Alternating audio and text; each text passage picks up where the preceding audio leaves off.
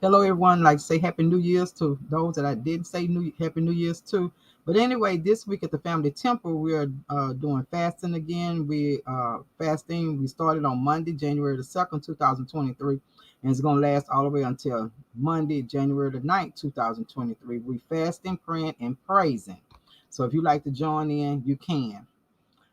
Today we're going to talk on Proverbs 3, 5, and 6. And it says, trust in the Lord with all your heart and lean not on your own understanding. In all your ways, submit to him, and he will make your path straight. So, on today, what are you asking God to do for you? Are you trusting God on today? For those of you that have not learned a lot about yourselves, maybe this is the time or the year this can be helpful today or in the near future. See, faith and trust goes hand to hand. When we invite God into our circumstances, he allows us to let go and allow him to work it out for our good. I said faith and trust go hand in hand. When we invite God into our circumstances, that allows us to let go and allow him to work it out for our good. See, we can learn a lot about ourselves when we are facing some challenging times in our lives. We can learn about ourselves through some difficult times. We may even see things in ourselves that no one else can see. Number one, insecurity, fear and anxiety, sins that we don't want to expose, but God is there for us.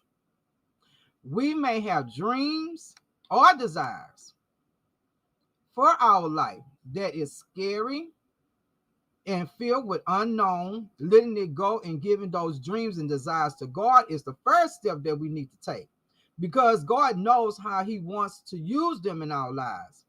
When we put our trust in the one who is trustworthy, we let go and relax, knowing that it is covered and God got us. He has our back.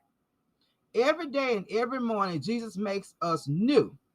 Lamentations 3:22 and 23 says, the steadfast loves of the Lord never cease. His mercies never come to an end. They are new every morning. Great is thy faithfulness. We can always have a fresh start of life. God can replace our fears with his faithfulness that allows us to experience a sense of peace.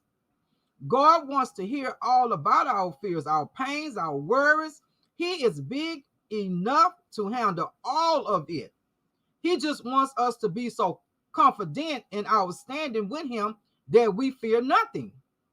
The truth is, some of us don't have enough in ourselves to make it happen. We might feel that others might look at us and see only what they are or what we're capable of on the outside. But John 7:24 says, do not judge by appearance, but judge with the right judgment. See, God looks at us much deeper. God looks at us based on what we can become. Jeremiah 17:10 said, I, the Lord, search the heart and test the mind to give every man according to his ways, according to the fruit of the deed. Many thought that Jesus was a mere man, but that changed when he was resurrected from the grave. God has empowered us with the same resurrection spirit to become new. Ephesians 3:20 says, God is able to do exceedingly abundantly and above all that we could ever ask, imagine, or even think, according to his power at the work in you. To him be the glory. Stop. Look. Don't you see God is doing something new in you? The question is, what are you willing to do for him? Are you trusting him? Come on, really, be honest with yourself. Are you really trusting him? We need Jesus. What do you feel might be holding you back from God's calling in your life? Prayer at this time is, God, we know that you are so good, wise, and trustworthy, but sometimes it's hard for us to trust your plan over our own. For Jeremiah 29:11 says, for I know the plans I have for you, declares the Lord. Plans to prosper you and not harm you, plans to give you a hope and a future. Then you turn around, and the Lord said in Proverbs 3 and 6, he says, seek his will in all we do, and he will show us which path to take. Please help us, Lord. Take control of our anxious thoughts and fill us with your wisdom. Thank you that we don't have to navigate this life alone, or we don't have to feel abandoned, because like I said, God got you. So stop. Look, don't you see God is doing